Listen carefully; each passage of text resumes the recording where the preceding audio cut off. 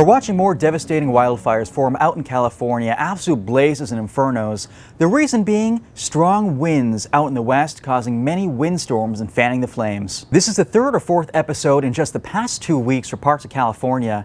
And meanwhile, more could be in the offing, all thanks to a stagnant jet stream pattern favoring these repeated windstorms that will cause more potential fires. Now, one theme with these wildfires has been the rapid fire spread, and that's making it really challenging for firefighters to fight them and for emergency planners to evacuate folks ahead of time. For instance, on Friday, October 25th, the Kincaid fire expanded at the rate of 30 football fields per minute, all thanks to the damaging winds moving through the area at that time. Now, in many cases, these winds have topped 80 to even 90 miles per hour, and these are the devastating winds causing the big issues. It's actually thanks to two different wind patterns, the Diablo winds and the Santa Ana winds. Now, to get these windstorms to form, you need two basic ingredients. Over the Great Basin of Nevada, you need a high-pressure system and a low off the coast of California.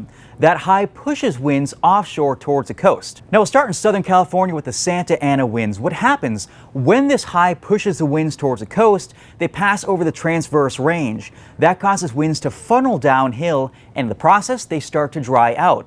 Dry air is denser than moist air, and that causes additional sinking and warming, and suddenly you get this really fast burst of warm wind and dry wind at the bottom of the valleys.